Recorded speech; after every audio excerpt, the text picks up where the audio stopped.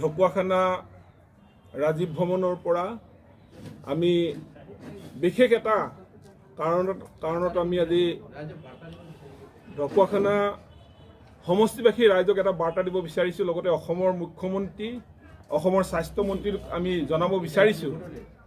লগতে ঢকুৱাখানাৰ বিধায়ক নৱদলে ডাঙৰীয়াকো আমি জনাব বিচাৰিছোঁ যে ঢকুৱাখানা 30 বেড হস্পিটেলত জানুৱাৰী মাহৰ প্ৰথম সপ্তাহৰ পৰা, আজি জানুৱাৰী মাহৰ 9 তাৰিখ, প্ৰথম সপ্তাহৰ পৰা কুকুৰে যে কামুৰিলে যিটো ভেকচিন ল'ব লাগে, লগতে মেকুৰী আঁচুৰিলে কুকুৰে কামুৰিলে যিটো ভেকচিন ল'ব লাগে, সেই ভেকচিনটো আজি 2026 চনৰ জানুৱাৰী মাহৰ প্ৰথম সপ্তাহৰ পৰা ঢকুৱাখানা হস্পিটেলত উপলব্ধ নাই।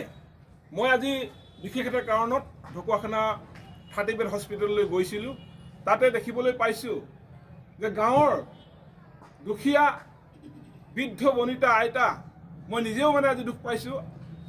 আমাৰ পশ্চিম ঢকুৱাখানা গাঁও পঞ্চায়তৰ হুটিমুখ গাঁৱৰ এগৰাকী আইতাক কুকুৰে কামুৰিলে আৰু তেখেতে আজি সেই ভেকচিনটো বিচাৰি ঢকুৱাখানা 30 বেড হস্পিটেললৈ ল'বলৈ আহিছিল, কিন্তু তেখেতে আজি সেই ভেকচিনটো ল'ব পৰা নাই আৰু তেখেতৰ ওচৰত 400 টকাও মজুত নাই।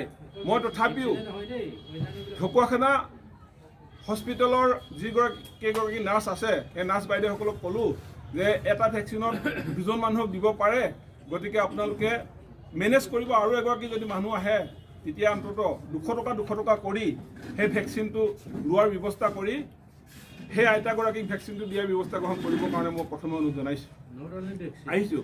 আজি আমি ঢকুৱাখানা ব্লক কংগ্ৰেছ, লখিমপুৰ জিলা কংগ্ৰেছৰ তৰফৰ পৰা আমি ঢকুৱাখানাৰ বিধায়ক নৱদলে ডাঙৰীয়াক প্ৰত্যাহ্বান জনাইছোঁ, যদি আপুনি খুব কম দিনৰ ভিতৰত যদি ঢকুৱাখানাৰ 30 বেড হস্পিটেলত যিবিলাক ঔষধৰ যোগান এতিয়ালৈকে নাই বুলি মই গম পাইছোঁ, এই ঔষধৰ যোগানবিলাক যদি খুব সোনকালে অসম চৰকাৰৰ স্বাস্থ্যমন্ত্ৰীক লগত আলোচনা কৰি দিয়াৰ ব্যৱস্থা যদি নকৰে, আমি জানুৱাৰী মাহৰ 15 তাৰিখৰ ভিতৰত আমি ঢকুৱাখানা ব্লক কংগ্ৰেছ কমিটিয়ে তীব্ৰ গণতান্ত্ৰিক আন্দোলন আৰু প্ৰতিবাদ সাব্যস্ত কৰিবলৈ বাধ্য হ'ম।